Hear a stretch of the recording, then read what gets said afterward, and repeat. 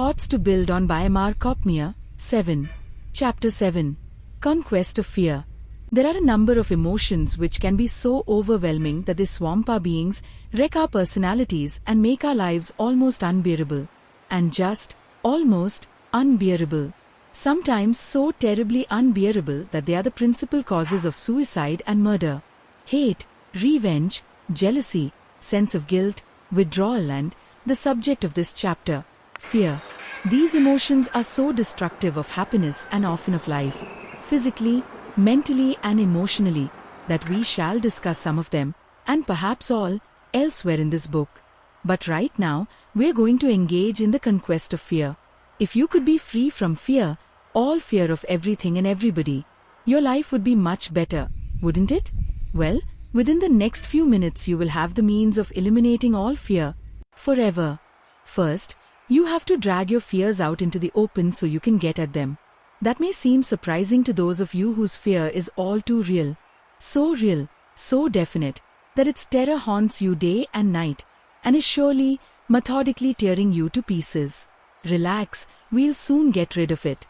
Open fears are easily eliminated.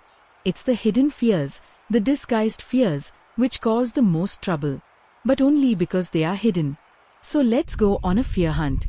Each of us has, as you know, a conscious mind which gives us our awareness of everything around us, does our conscious reasoning and is subject to our personal direction and will.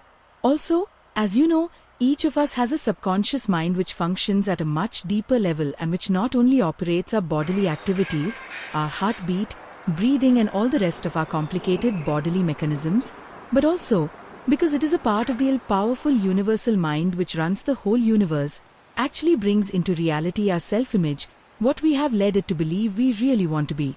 Of course, the foregoing descriptions of our conscious and subconscious minds are greatly oversimplified. I just want to identify them because it is in our subconscious minds that we are going to conduct our fear hunt. If our fears were in our conscious minds, and some of them are, we would have no trouble recognizing them and, as described later, eliminating them. But when our fears have been implanted in our mysterious subconscious minds, they are either deeply hidden or strangely disguised. We therefore have to dig them out, rip away their disguises, and bring them into our conscious minds where we can easily dispose of them. Often you can find these hidden fears yourself, now that you are aware that they are likely to be hidden or disguised in your subconscious mind. It is not the function of this book to delve into the details, but merely to point out the necessity of a fear hunt for hidden and disguised fears and to start you on your way.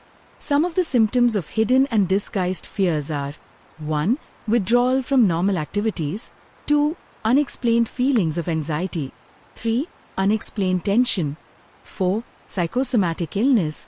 An illness, real enough, which has no physical cause, but usually is a form of withdrawal, and accounts for over half of the patients of all doctors and in all hospitals.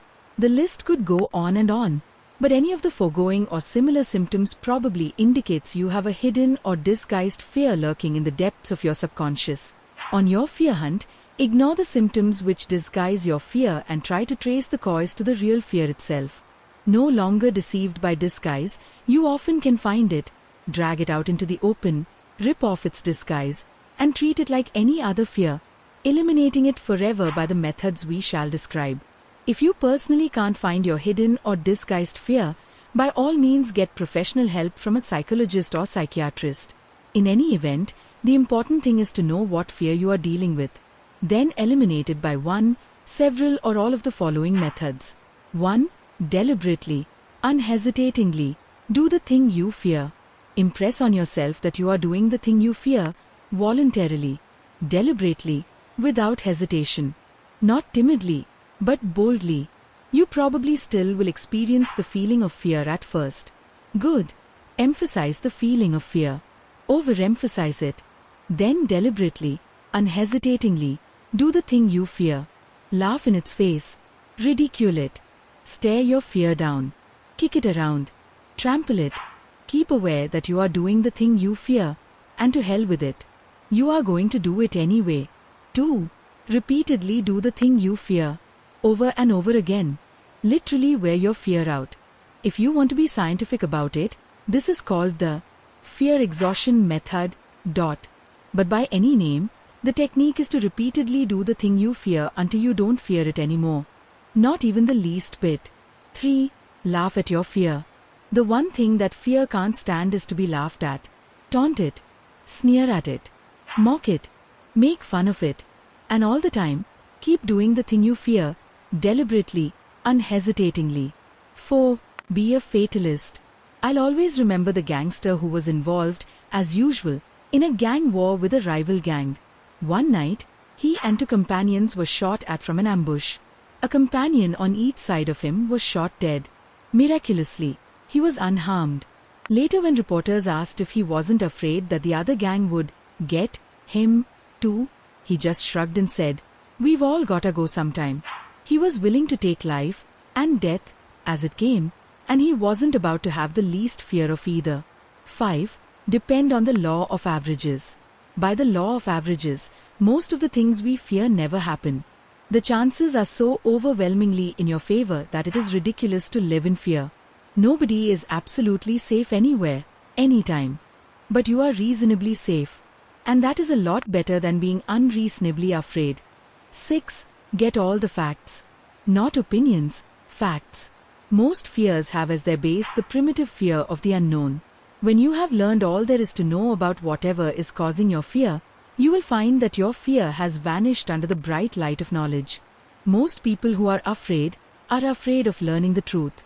They are afraid they will find out, for sure, that they have a serious disease, or that their husband is having an affair with another woman, or that they may lose their job. Then, right then, is the time to apply the method of know the thing you fear. Get the truth, the whole truth, that you are afraid of. An early diagnosis of a serious disease has saved many lives. Find out if your husband's affair is fact or gossip. Then if it is a fact, see a marriage counselor or an attorney. Don't let suspicion and fear eat your heart out. Get busy doing something sensible and constructive about it. In any event, you'll eliminate your fear with the bright light of knowledge. If you are afraid you are going to lose your job, find out the fact from the man who knows, your boss. Ask what you can do to keep it. You may have faults that can be corrected, and your boss will appreciate your forthright attitude. If losing your job is inevitable, the sooner you find out about it, the earlier head start you will have in looking for a better job. Remember these sure cures for fear. A. Getting all the facts, and B. Taking immediate, positive action. 7. Make yourself fear-proof. You can block fear out of your life by establishing in your mind an emotional system, a positive, overwhelming response to any negative fear you may anticipate. In that way, you make yourself fear-proof. For example, I grew up in a neighborhood where, as a timid boy, I was constantly picked on by bigger, tougher boys.